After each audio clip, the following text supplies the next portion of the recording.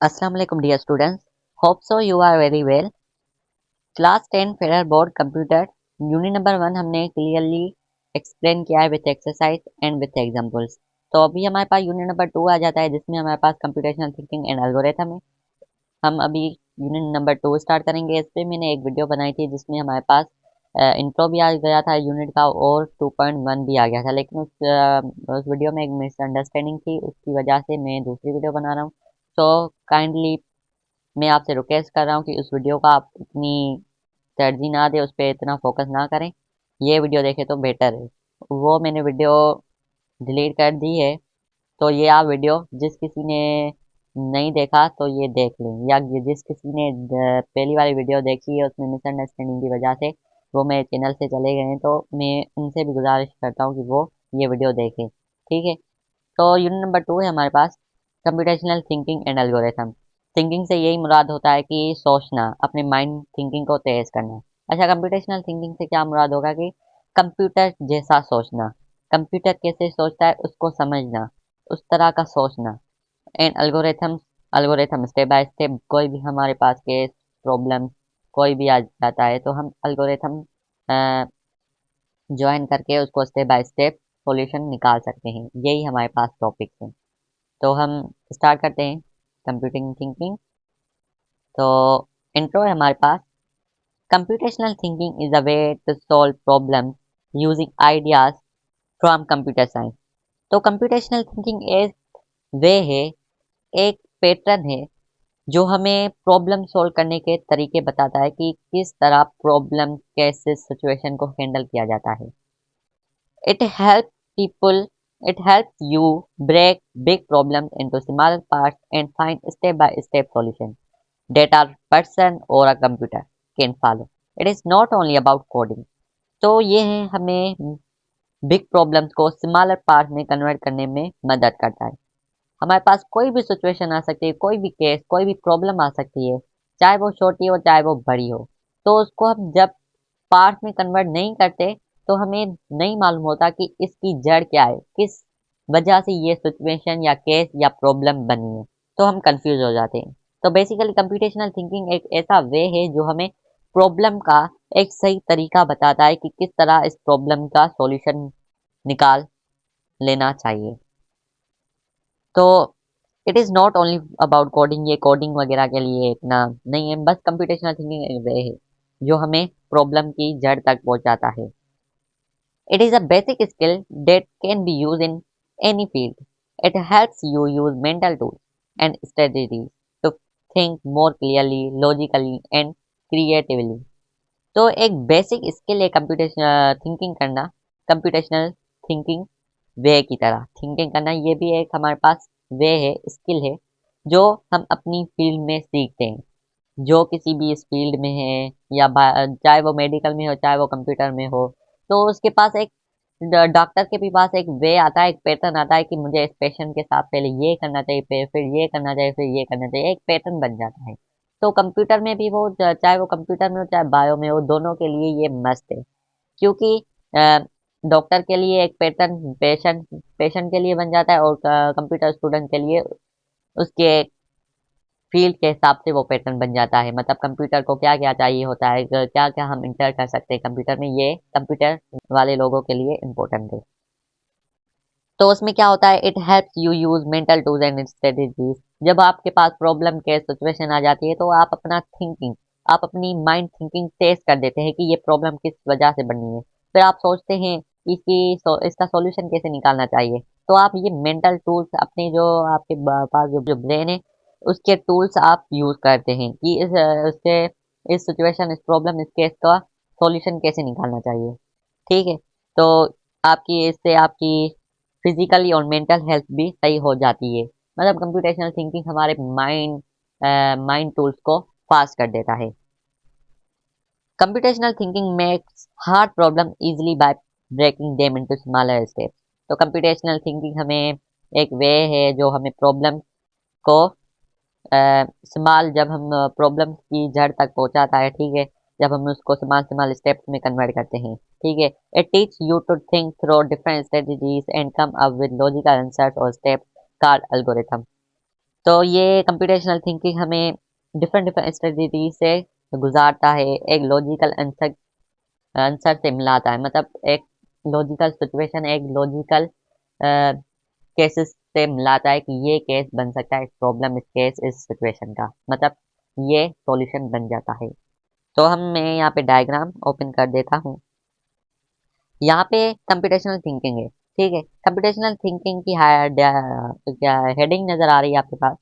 Computational thinking को हम सीटी भी कहते हैं, is a way of solving problem by breaking down complex ideas from computer science. It helps us understand problems clearly and solve them in small steps. It is useful many field, not only in computer. तो जैसे मैंने बताया ये computer के लिए नहीं है, ये ऑल फील्ड के लिए ज़रूरी है। चाहे वो बायो में हो, चाहे वो कंप्यूटर में हो, वो दोनों के लिए ये ज़रूरी है। तो जब हम इस डायग्राम को मद्देनजर रखते हैं, हम कोई भी केस, कोई भी सिचुएशन, कोई भी प्रॉब्लम सॉल्व करते हैं, तो हमारे पास जल्दी से जल्दी हमारे पास प्रॉब्लम का सॉल्यूशन आ जाता है। तो कंप्यूटेशनल थिंकिंग बेसिकली हमारी माइंड टेस्टिंग होती है। माइंड को टेस्ट करने के लिए हम ये यूज़ करते हैं, ये टूल्स, जिसकी मदद से हम अपने माइंड थिंकिंग को फास्ट भी कर सकते हैं। इससे हमें ही फ़ायदा है। जब हमारे पास कोई केस आता है, तो कोई प्रॉब्लम आती है, कोई सिचुएशन बन जाती है सडनली, तो उस सिचुएशन को कैसे हैंडल करना चाहिए। पहली तो कोई भी सिचुएशन आती है, तो उस सिचुएशन को आपको डीकम्पोजिशन मस्ट करनी होती है। डीकम्पोजिशन क्या है? Breaking down a complex problem into a smaller problem. Decomposition हमें ये बताती है, कोई भी आपके पास घर में मसला हो जाता है, घर की सिचुएशन आ जाती है, ऑफिस की सिचुएशन आ जाती है, हाउस की सिचुएशन आ जाती है, कोई भी आ सकती है। आपको उस सिचुएशन, उस प्रॉब्लम, इस कंडीशन को ब्रेक डाउन करना मोस्ट है, डीकम्पोजिशन करना मोस्ट है। जब आप उस सिचुएशन को डीकम्पोजिशन करते हैं, तो आपके पास बहुत सारी सिचुएशंस आ जाती है उस केस की। तो जब आप उस केस की बहुत सारी सिचुएशन आ जाती है, उस सिचुएशन के मुताबिक आप देखते हैं कि इस प्रॉब्लम की जड़ क्या है, किस वजह से ये प्रॉब्लम बनी है। डीकम्पोजिशन यही बताता है हमें, जब हम उसको ब्रेक डाउन करते हैं डिफरेंट डिफरेंट पार्ट्स में। जब डिफरेंट डिफरेंट पार्ट्स में कन्वर्ट कर देते हैं, तो हमारे पास सिचुएशन आ जाती है। इसकी एग्जांपल देख लें, breaking a story into chapter. आपके पास एक स्टोरी है, ठीक है, कोई राइटर होगा, ठीक है, तो वो स्टोरी लिखता है, फिर वो चैप्टर्स में कन्वर्ट क्यों करता है, ठीक है। जब वो राइटर स्टोरी को चैप्टर्स में कन्वर्ट करता है, तो मतलब जो पढ़ता है आगे वाला, रिसीवर होता है, ठीक है, जो पढ़ता है, तो वो चैप्टर वाइज चैप्टर वो पढ़ता जाता है, तो उसको सही सही समझ में आती है, ये इस चैप्टर में ये हेडिंग है, तो मतलब इस चैप्टर में ये इस स्टोरी का ये पार्ट बताया जा रहा है। वो जल्दी जल्दी उस सिचुएशन का या उस स्टोरी को अपने माइंड में कैच करता है, लेता है। मतलब एक प्रॉब्लम आती है, तो डिफरेंट डिफरेंट सिचुएशन में हम कन्वर्ट करते हैं, तो हम अपने माइंड थिंकिंग को भी हम बढ़ा देते हैं। उसमें क्या होता है कि हमारे दिमाग में बैठ जाता है कि ये प्रॉब्लम आ सकती है, हमारी सिचुएशन से मिल सकती है। तो स्टोरी को देख लें, डिफरेंट डिफरेंट चैप्टर्स होते हैं, तो हम डिफरेंट डिफरेंट चैप्टर्स किसी दिन मतलब हर रोज तो सारा बुक नहीं पढ़ सकते, तो हम रूटीन के हिसाब से 1 चैप्टर, 2 चैप्टर, आधा चैप्टर ऐसे पढ़ते हैं, तो हमें सारा समझ में आ जाता है। डीकम्पोजिशन डिफरेंट पार्ट में कन्वर्ट करना एक प्रॉब्लम को। जब हम प्रॉब्लम को कन्वर्ट करते हैं, तो हमें पता कैसे चले कि ये सिचुएशन हमारी प्रॉब्लम के लिए बेटर है, इस सिचुएशन से हम अपना सॉल्यूशन निकाल सकते हैं। तो उसके लिए हमें मदद होती है एब्स्ट्रैक्शन की। सेकंड स्टेप हमारे पास आ जाता है एब्स्ट्रैक्शन। एब्स्ट्रैक्शन क्या होती है? Focusing on important information and ignoring unnecessary details, ठीक है। जब हम डिफरेंट डिफरेंट सिचुएशंस में हम एक प्रॉब्लम को कन्वर्ट कर देते हैं, तो हम उन नेसेसरी सिचुएशंस को देखते हैं जो हमारी प्रॉब्लम से जुड़े हैं, हमारी प्रॉब्लम से रिलेटेड है। तो हम उन सारी सिचुएशन को एक जगह पर रखकर, जो हमारे पास दूसरी सिचुएशन आती है जो प्रॉब्लम के साथ रिलेटेड ही नहीं करती, उसको हम इग्नोर कर देते हैं, ठीक है। तो यही एब्स्ट्रैक्शन क्या होती है? अननेसेसरी चीज़ों को निकाल देना और नेसेसरी चीज़ों को रख देना।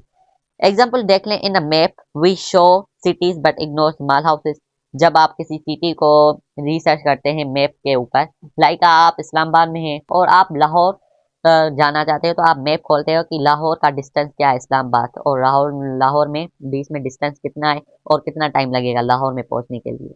तो आप वहाँ से एनालिसिस करते हैं कि हम इस गाड़ी में जाएंगे कि इस गाड़ी में जाएंगे या कार में जाएंगे या बस में जाएंगे, इतने टाइम पे पहुंच जाएंगे। ठीक है, तो उस लाहौर को ही देखना है। ठीक है, आप लाहौर को देखते हो, बाकी ये जो आसपास के सिटीज होते हैं उसको आप इग्नोर करते हो। यही आपके पास एब्स्ट्रैक्शन होती है, जो आपके पास मेन वर्किंग होती है, मेन काम होता है, उसको ही आप देखते हो, बाकी सारी को क्या करते हो, इग्नोर करते हैं। यही हमारे पास एब्स्ट्रैक्शन होती है।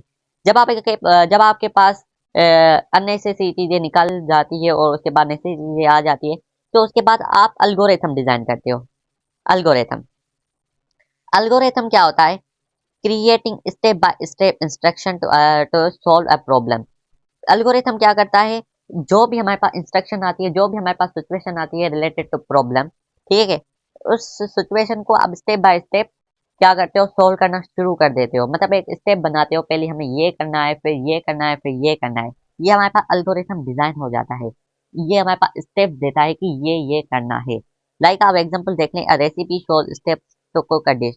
आप कोई भी डिश बनाते हो, ठीक है, कोई भी डिश बनाते हो, कुक करते हो, किचन में जाते हो, ठीक है, जब आप कुक करना स्टार्ट करते हो, ठीक है, तो आप स्टेप बाय स्टेप उसमें प्याज डालते हो, साल्ट डालते हो, मसाले मिर्च वगैरह जो आप पकाना चाहते हो, फिर वो सब्जी वगैरह या कुछ भी डालते हो। ठीक है, तो ये हमारे पास एक रेसिपी बन जाती है। ठीक है, पहले ये करना है, फिर ये करना है, फिर ये करना है, तो हमारे पास एक डिश बन जाती है। ये हमारे पास अल्गोरिथम होता है जो स्टेप बाय स्टेप हमें वर्किंग करनी होती है। मतलब उस स्टेप बाय स्टेप हम उस सिचुएशन को हैंडल कर सकते हैं। जब हम अल्गोरिथम को ज्वाइन करते हैं, अल्गोरिथम को रखते हैं आगे। जब अल्गोरिथम को आप नहीं रखते आगे, मतलब अल्गोरिथम के हिसाब से आप सिचुएशन को नहीं सोल्व करते, तो आपके पास डिफिकल्टीज भी आ सकती हैं। जब आपके पास स्टेप्स भी आ गए, ठीक है, तो उसके बाद फोर्थ आ जाता है हमारे पास पैटर्न रिकॉग्नाइजेशन। स्टेप्स आ गए तो मतलब एक पैटर्न बन गया। अगर स्टेप्स नहीं आएंगे तो पैटर्न नहीं बनेगा। अगर एब्स्ट्रैक्शन नहीं करेंगे तो स्टेप्स नहीं बनेंगे। अगर डिकम्पोजिशन नहीं करेंगे तो एब्स्ट्रैक्शन नहीं बनेगी। मतलब ये एक दूसरे से रिलेटेड है। पहले डिकम्पोजिशन करनी है, एब्स्ट्रैक्शन करनी है, एल्गोरिथम करना है, फिर पैटर्न रिकॉग्नाइजेशन खुद ही खुद बन जाता है। एल्गोरिथम हमें स्टेप देता है और पैटर्न खुद ही खुद बनता जाता है कि पहले ये करना है, पहले ये करना है, पहले ये करना है। पैटर्न रिकॉग्नाइजेशन क्या होता है? फाइंडिंग सिमिलरिटीज और patterns in problems to solve them efficiently. तो पैटर्न रिकॉग्नाइजेशन पैटर्न बना देता है उस प्रॉब्लम का, उस सिचुएशन का जो हमारे प्रॉब्लम से रिलेटेड होती है। तो ये हमारे पास एक पैटर्न बन गया कि पहले ये करना है, पहले ये करना है। एग्जांपल देख लें, recognition that all even numbers in with 0 2 4 6 8। मतलब इवन नंबर अगर देख लें तो वो भी हमारे पास सीक्वेंस में जाते हैं। 2 4 5 6 8 10, ये सीक्वेंस से जाते हैं इवन नंबर्स भी। मतलब पैटर्न रिकॉग्नाइजेशन भी हमें सीक्वेंस के साथ स्टेप देता है। कंप्यूटेशनल थिंकिंग ना बायो के स्टूडेंट्स के लिए मस्ट है, ना कंप्यूटर के स्टूडेंट्स के लिए मस्ट है, बल्कि इन दोनों के लिए मस्ट है, चाहे वो बायो में है, चाहे वो कंप्यूटर में है। ये चारों चारों चीजें वो आंखों के सामने मद्देनजर रख के वो अपनी सिचुएशन, अपनी प्रॉब्लम, अपने केस को हैंडल करते हैं, तो उनका इजीली हैंडल हो जाता है। लेकिन इस डायग्राम को कोई बंदा मद्देनजर रखे सिचुएशन को हैंडल नहीं करता, तो उसको बड़ी छोटी की छोटी प्रॉब्लम भी उसके पास बड़ी की बड़ी प्रॉब्लम क्रिएट कर देती है। ठीक है, तो वो उसके पास डिफिकल्टीज भी आ सकती हैं। मतलब कंप्यूटेशनल थिंकिंग की ये डायग्राम हमारे पास मस्ट है। फिर डिकम्पोजिशन, एब्स्ट्रैक्शन, एल्गोरिथम, उसके बाद पैटर्न रिकॉग्नाइजेशन। यही हमारे पास इंट्रो था थोड़ा सा। उसके बाद हमारे पास आ जाता है 2.1 एक्सरसाइज। 2.1 एक्सरसाइज आ जाती है जिसमें हमारे पास कंप्यूटिंग प्रॉब्लम्स आ जाती हैं। तो हमने कंप्यूटिंग थिंकिंग पढ़ा कि कंप्यूटिंग थिंकिंग हम उस प्रॉब्लम्स को कैसे कैसे सोल्व कर सकते हैं। ठीक है, अभी कंप्यूटिंग प्रॉब्लम्स आ जाती है। कंप्यूटिंग प्रॉब्लम्स से क्या मुराद कि हमारे पास किस किस किस्म की प्रॉब्लम्स आ सकती हैं। तो हम इसका थोड़ा सा इंट्रो पढ़ देते हैं। A computing problem is one that can be solved by step using computer. Computing problems वो वाहिद प्रॉब्लम्स होती हैं जो हम स्टेप बाय स्टेप सीक्वेंस के साथ सॉल्व करते हैं। ठीक है, these problem can be math problems और लॉजिकल प्रॉब्लम। ये प्रॉब्लम हमारे पास मैथमेटिकली भी हो सकती हैं, प्लस माइनस सब्ट्रैक्शन, ये हमारे पास मैथमेटिकली प्रॉब्लम्स हो गई। और लॉजिकल प्रॉब्लम्स हमारे पास डेली लाइफ की प्रॉब्लम्स भी आ सकती हैं, ठीक है। They need clear input. अगर हम उसको अगर वो हमारे पास क्लियर इनपुट देते हैं, ठीक है, या हम क्लियर इनपुट देते हैं तो हमारे पास क्लियरली आउटपुट भी आ सकती है। अगर कोई भी इसके सिचुएशन या प्रॉब्लम आ जाती है, अगर हम उसको इनपुट सही करते हैं, मतलब प्रॉब्लम को सही डिफाइन करते हैं, तो आउटपुट भी जल्दी जल्दी हमारे पास क्लियरली आ जाता है। अगर इसके एग्जाम्पल देखें, some examples are finding the biggest number in a list, ठीक है, checking if a number is even or odd and making a model of a science event। हमें बिगेस्ट नंबर लिस्ट में से, किसी लिस्ट में से biggest number क्या करना है, फाइंड करना है। उसके बाद हमें देखना है कि ये इवन है या ओड है, दोनों देखने हैं। तो हम क्या करते हैं, एक लिस्ट बनाते हैं, फिर उनमें से देखते हैं, फिर उनमें लिस्ट में क्या करते हैं, वो नंबर लिखते हैं जो हमारे पास बिगेस्ट होता है, फिर वो देखते हैं इवन है या ओड है। ये भी हमारे पास एक स्टेप बन जाता है। अगर हम कंप्यूटिंग प्रॉब्लम्स को, ठीक है, कंप्यूटिंग थिंकिंग की तरह नहीं सोचेंगे, नहीं सोल्व करेंगे, तो हमारे पास आंसर भी नहीं आएगा। कंप्यूटिंग थिंकिंग हमारे पास मस्त है, जिसमें हमारे पास ये आ जाता है, डिकम्पोजिशन, एब्स्ट्रैक्शन, पैटर्न, उसके बाद अल्गोरिथम, ये सारी आ जाती है डायग्राम। कंप्यूटिंग थिंकिंग की डायग्राम आपको मस्त मद्देनजर रख के ही प्रॉब्लम का सॉल्यूशन निकालना है। अगर इसकी टाइप्स को देखें कि टाइप्स कौन कौन सी आ सकती हैं, या सिचुएशन कौन कौन सी आ सकती हैं प्रॉब्लम्स की, तो पहली हमारे पास आ जाती है डिसीजन प्रॉब्लम, दूसरी सर्च प्रॉब्लम और तीसरी काउंटिंग प्रॉब्लम। ये हमारे पास तीन सिचुएशंस आ सकती हैं, ठीक है। पहली हमारे पास डिसीजन प्रॉब्लम, ठीक है। Decision problems, in decision problem that goal is to find the solution, यानी हर प्रॉब्लम का गोल क्या होता है, उसका सॉल्यूशन निकालना। दैट बेटर फॉर सिचुएशन, कोई भी हमारे पास केस आता है, प्रॉब्लम आता है, तो उसका बेटर सॉल्यूशन निकालेंगे, तो जो रिलेटेड कर रहा होगा सिचुएशन के हिसाब से, वो हमारे पास सही से इंफॉर्मेशन देगा, ठीक है। यही है हमारे पास। Decision problem is the difficult because we have many choices but we select one from them, so we will confuse, ठीक है। डिसीजन प्रॉब्लम एक मुश्किल काम होता है, मुश्किल से मुश्किल काम होता है, क्योंकि उसमें हमारे पास बहुत सारी चॉइसेस, बहुत सारी सिचुएशंस आ जाती है एक प्रॉब्लम के, और एक प्रॉब्लम की, तो हम कंफ्यूज हो जाते हैं कि कौन सी सिचुएशन उस प्रॉब्लम के रिलेटेड होगी, ठीक है। तो हमारे पास एक ही चूज करनी होती है, तो ये हमारे पास डिफिकल्टी है, डिफिकल्ट से डिफिकल्ट काम होता है। एग्जाम्पल देख लें, suppose that you are computer science student, you have many choices to select the field in university. जब आप यूनिवर्सिटी लेवल पे पहुंचते हो, आपके पास बहुत सारी चॉइसेस आ जाती हैं कि मुझे कौन सी फील्ड चॉइस करनी चाहिए, कंप्यूटर साइंस फील्ड चॉइस करनी चाहिए, एलएलबी चॉइस करनी चाहिए, सॉफ्टवेयर इंजीनियरिंग चॉइस करनी चाहिए, हार्डवेयर इंजीनियरिंग चॉइस करनी चाहिए, ईटीसी, बहुत सारी फील्ड आ जाती हैं। तो आप कंफ्यूज हो जाते हो कि मैं कौन सी फील्ड चॉइस करूँ। आपको पास बहुत सारी चॉइसेस आ जाती है, उनमें से एक आपने सिलेक्ट करनी होती है। यही आपके पास मुश्किल से मुश्किल काम होता है, डिसीजन। आपकी कैरियर का सवाल होता है, आपका डिसीजन प्रॉब्लम आपको बढ़ा भी सकता है और नीचे भी कर सकता है। डिसीजन प्रॉब्लम हमारे पास बहुत मुश्किल काम होता है, क्योंकि चॉइसेस बहुत ज़्यादा होती हैं और सिलेक्ट हमें वन करनी होती है। मतलब हमारे पास बहुत ज़्यादा रास्ते होते हैं, हमने एक सिलेक्ट करना होता है। जो हमें अच्छा लगता है वो हम सिलेक्ट करते हैं। अगर हम गलत रास्ते को चॉइस करेंगे तो हम गलत वे में जा रहे होंगे, अगर हम राइट वे को चॉइस करेंगे तो हम राइट साइड पे जा रहे होंगे। मतलब बहुत सारे चॉइसेस आ जाती हैं, लोग कंफ्यूज हो जाते हैं कि मैं कौन सा रास्ता अख्तियार करूं जो मेरे लिए फ़ायदेमंद हो। मतलब ये हमारे पास डिफ़िकल्ट से डिफ़िकल्ट सिचुएशन हो जाती है। डिसीजन प्रॉब्लम हमारे पास डिफ़िकल्ट काम होता है, सिलेक्ट वन करना होता है। अगर हम सर्च प्रॉब्लम की बात करें, सेकंड हमारे पास आ जाता है सर्च प्रॉब्लम। ऐसे करते मैं आपके पास डायग्राम ओपन कर देता हूँ, उस पर मैं आपको क्लियरली आपको समझ में आ जाएगा। अच्छा, टाइप्स ऑफ कंप्यूटिंग प्रॉब्लम, यहाँ पे आपको डायग्राम शो हो रही होगी। टाइप्स ऑफ कंप्यूटिंग प्रॉब्लम हमारे पास तीन किस्म की होती है, एक डिसीजन प्रॉब्लम, एक सर्च प्रॉब्लम, एक हमारे पास काउंटिंग प्रॉब्लम। डिसीजन प्रॉब्लम हमारे पास ऐसे भी डिफाइन कर सकते हैं हम, in decision problem the goal is to make a choice. हमें चॉइस ही करनी होती है, बहुत सारी चॉइसेस होती है, उनमें से एक सिलेक्ट करनी होती है, तो मतलब चॉइस करनी होती है। ये हमारे पास मुश्किल से मुश्किल काम होता है। ये हमारे पास करियर का भी सवाल हो सकता है। अगर हम देखें हाउसेस में झगड़े वगैरह होते हैं तो उसमें डिसीजन भी लेना होता है कि कौन सा डिसीजन हमारे लिए बेटर होगा, तो ये मुश्किल से मुश्किल काम भी बन जाता है कभी कभार।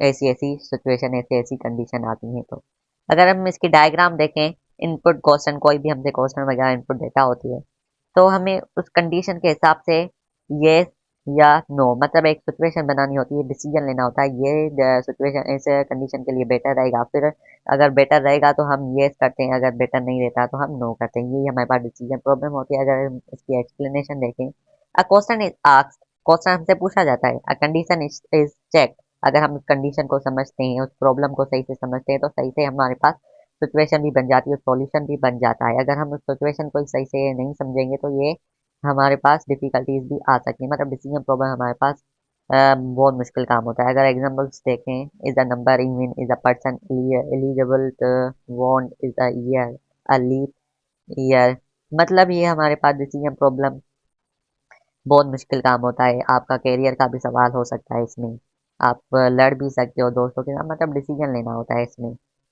ठीक है, डिसीजन लेने के लिए आपके पास एक काम होता है। आप उस काम को अगर मद्देनजर रख के आप अपना डिसीजन लेते हो तो आपके लिए आसान काम हो जाता है। वो है हमारे पास ये डायग्राम। अगर इस डायग्राम को आप मद्देनजर रख के अपना डिसीजन फैसला खुद ले सकते हो तो वो आपके पास इजी हो जाता है। अगर ये डायग्राम आप नहीं ज्वाइन कर रहे, नहीं मद्देनजर रख रहे, तो आपका डिसीजन भी सही से नहीं होगा। तो सेकंड हमारे पास आ जाता है search problem. Search problem, in a search problem the goal is to find a specific item और value from a collection of data. तो सर्च प्रॉब्लम में हमें स्पेसिफिक एटम और वैल्यू ढूंढना होता है जो कलेक्शन ऑफ डेटा में मौजूद होता है। हमारे पास सर्च प्रॉब्लम ऐसे समझ लें, हमारे पास कंडीशन केस प्रॉब्लम हमारे सामने होती है, उसकी जड़ भी होती है कि किस वजह से ये प्रॉब्लम क्रिएट हुई है, लेकिन हमें नज़र नहीं आती। उस कलेक्शन ऑफ डेटा से हमें सर्च करना होता है किस वजह से ये प्रॉब्लम क्रिएट हुई है। इसको ही हम कहते हैं सर्च प्रॉब्लम। हमारे पास केस तो आ जाता है लेकिन उसकी जड़ ही नहीं पता होती कि किस वजह से ये केस बना है, किस कौन सी ऐसी सिचुएशन थी कि ये केस क्रिएट हुआ है हमारे पास, मतलब कलेक्शन ऑफ डेटा होती है हमारे पास, उसका हमारे पास सॉल्यूशन भी हमारे आंखों के सामने होता है। लेकिन सर्च प्रॉब्लम क्या होती है, क्या, लेकिन हमें नहीं मालूम होता कि इसकी क्या वजह है, इस केस की क्या जड़ है। तो सर्च प्रॉब्लम उसको ही कहते हैं कि collection of data, solution, situation, condition, cases, problems ये हमारे पास होते हैं, लेकिन हमें नहीं पता होता कि किस केस की वजह से ये प्रॉब्लम क्रिएट होती है, किस वजह से। ठीक है, तो हम इसको ही सर्च प्रॉब्लम कहते हैं कि उस एटम को मालूम करना, उस सिचुएशन को मालूम करना जो इसकी वजह से ये प्रॉब्लम क्रिएट हुई है। इसकी एक्सप्लेनेशन देखें तो वी हैव अ लिस्ट और कलेक्शन ऑफ एटम। ठीक है, हमारे पास कलेक्शन होती है एटम्स की, डेटा की। The search problem looks for a required atom, अगर उनमें से हमें वो एटम ढूंढना होता है जो हमारे इम्पोर्टेंस रखता हो, हमारे काम आता हो, तो उसको ही हमने क्या करनी होती है, सर्चिंग करनी होती है। Output is the atom if found otherwise not found, अगर उस केस की सिचुएशन, उसकी वजह हमारे पास मालूम हो जाती है तो हम क्या कहते हैं, found, this is case completely solve. अगर नहीं होती तो हम कहते हैं नॉट फाउंड।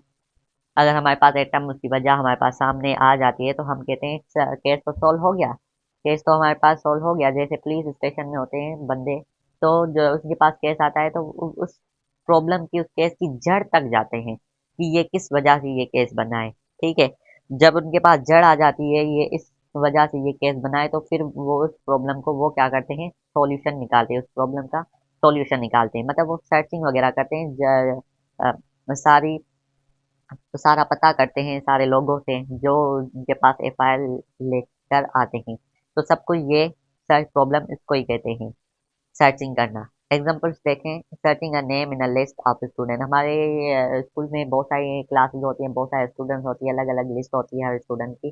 तो कोई पेरेंट्स वगैरह आता है तो कहता है हमें अपने स्टूडेंट की प्रोग्रेस दिखाएं कि एकेडमिक में उसकी प्रोग्रेस क्या है। ठीक है, तो वो क्या करते हैं, जो ऑफिस बॉय होगा या प्रिंसिपल या टीचर्स वगैरह होती हैं, तो वो क्या करते हैं, उस स्टूडेंट्स में से बहुत सारे स्टूडेंट्स की जो लिस्ट होती है, उन लिस्ट में उस स्टूडेंट का नाम ढूंढती है। ठीक है, फिर नाम ढूंढकर उसको बता देती है, मतलब ये भी हमारे पास सर्चिंग हो गई। ठीक है, अगर दूसरा देखें, searching a word in dictionary. Dictionary में जब आपके पास एक वर्ड आ जाता है, आपको मीनिंग नहीं पता होती, तो आप डिक्शनरी खोल के ओपन करते हो, उस डिक्शनरी में देखते हो कि इस वर्ड की मीनिंग क्या है। फिर आप, जब आपके पास मिल जाती है, तो आप क्या करते हो, मीनिंग लिख देते हो। मतलब ये भी हमारे पास एक सर्चिंग हो गई।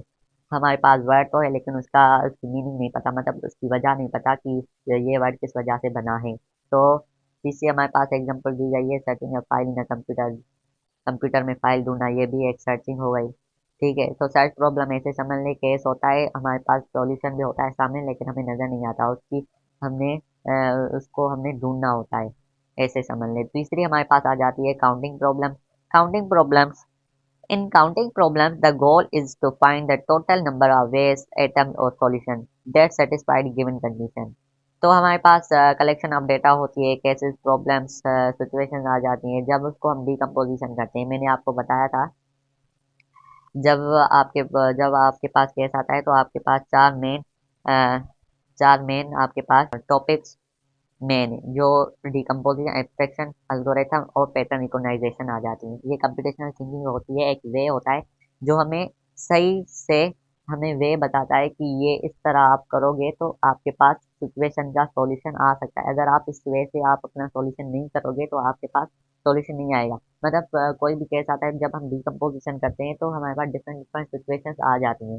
काउंटिंग प्रॉब्लम क्या करता है, उस डिफरेंट डिफरेंट सिचुएशन को गिन के देता है कि इस प्रॉब्लम की इतनी सिचुएशन आ सके। जब हम अब्स्ट्रक्शन करते हैं, नेसेसरी चीज़ों को लेते हैं, अननेसेसरी चीज़ों को फेंक देते हैं, मतलब इग्नोर करते हैं, तो हमारे पास जो काउंटिंग प्रॉब्लम होता है, जो नेसेसरी चीज़ें होती है उसको काउंट करके देता है, मतलब possible ways of solution, possible ways of solution को गिन के देता है काउंटिंग प्रॉब्लम, ऐसे समझ लें।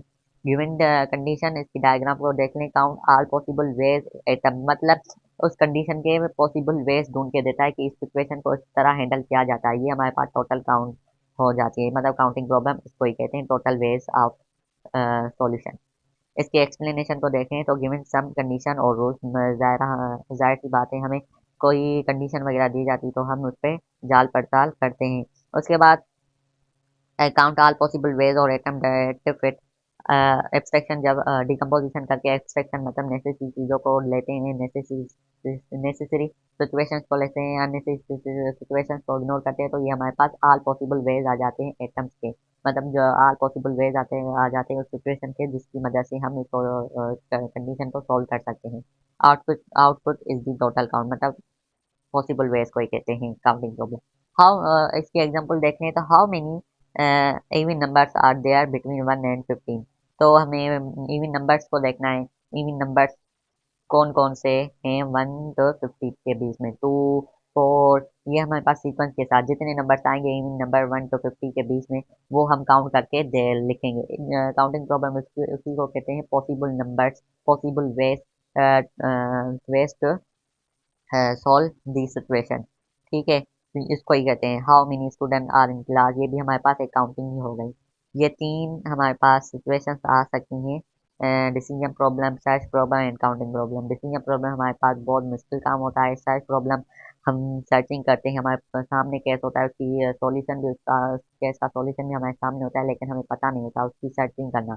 काउंटिंग हमें पॉसिबल वेज देता है उस सिचुएशन को हैंडल करने के लिए। यही हमारे पास तीन कैटेगरीज हैं कंप्यूटिंग प्रॉब्लम्स के। ये तीन कैटेगरीज के मुताबिक हमारे पास केसेस आ सकते हैं, CM problem, search problem, counting problem. उसके बाद हमारे पास आ जाता है 2.2, बेसिक्स ऑफ काउंटिंग प्रॉब्लम। जाहिर सी बात है, काउंटिंग प्रॉब्लम्स मस्ट मैटर करता है हमारे सॉल्यूशन के लिए, वो हमें पॉसिबल वेज बताता है सॉल्यूशन का। तो ये हमारे पास मोस्ट इम्पोर्टेंट है, ये हम डीपली में पढ़ेंगे कि काउंटिंग प्रॉब्लम की कौन कौन सी कैटेगरीज आ सकती हैं, उसकी टाइप कौन सी है, तो वो 2.3 में पढ़ेंगे। इसलिए हम थोड़ा सा इंट्रोडक्शन देख लेते हैं। Counting means looking at all the available options and choosing the right ones for a given situation. हम जब डिकम्पोजिशन करते हैं, एब्स्ट्रैक्शन भी कर लेते हैं, जब हमारे पास नेसेसरी चीज़ें आ जाती हैं, तो अननेसेसरी चीज़ों को हम निकाल देते हैं, तो हमारे पास पॉसिबल वेज आ जाते हैं। उन पॉसिबल वेज को गिनकर जो हमारी सिचुएशन के हिसाब से बेटर होगा उसको सिलेक्ट करना। तो ये हमारे पास काउंटिंग प्रॉब्लम हो जाती है। ठीक है। One way to solve counting problem is by using something called the counting principle. तो इसके प्रिंसिपल्स भी पढ़ेंगे, कैटेगरीज प्रिंसिपल एक ही बात है, तो हम इसकी प्रिंसिपल्स को भी पढ़ेंगे, कौन कौन से प्रिंसिपल्स आ जाते हैं। 5 to 6 इसके प्रिंसिपल हैं, उसको हम दूसरी वीडियो में पढ़ेंगे। This help when there are many choices and we can show them like branches of a tree, it makes it easily to count all possible option. मतलब एक ट्री बन जाता है, एक पैटर्न बन जाता है पॉसिबल वेज के। तो ये अकाउंटिंग प्रॉब्लम्स डीपली पढ़ेंगे 2.3 में, जिसमें हमारे पास प्रिंसिपल्स आ जाते हैं 5 to 6। तो अभी बेसिक्स काउंटिंग प्रॉब्लम हमारी मस्ट इम्पोर्टेंट होती हैं। अगर काउंटिंग प्रॉब्लम पॉसिबल वेज देता है तो उसके बाद हम उसकी सर्चिंग करते हैं। ठीक है। सर्चिंग करते हैं कि इसकी वजह क्या है, फिर उस वजह के मुताबिक उस जो हमारे पास पॉसिबल वेज होते हैं उसकी सिचुएशन में से एक लेनी होती है, डिसीजन लेना होता है कि ये लें या ये लें। फिर उसको लेकर क्या करते हैं, अपनी सॉल्यूशन तक देखते हैं। मतलब पहले काउंटिंग प्रॉब्लम को तरजीह दी जाती है, पॉसिबल वेज आते हैं, फिर सर्चिंग करते हैं। ठीक है। उसके बाद डिसीजन लेते हैं। बस। होप तो आपको यहाँ तक समझ आ ही गया होगा। अगर समझ आ गया है तो प्लीज़ सब्सक्राइब का भी बटन दबाइए, लाइक का भी बटन दबाइए, ताकि ऐसी एजुकेशनल वीडियोस आप तक पहुँच जाए। Thank you, see you next video.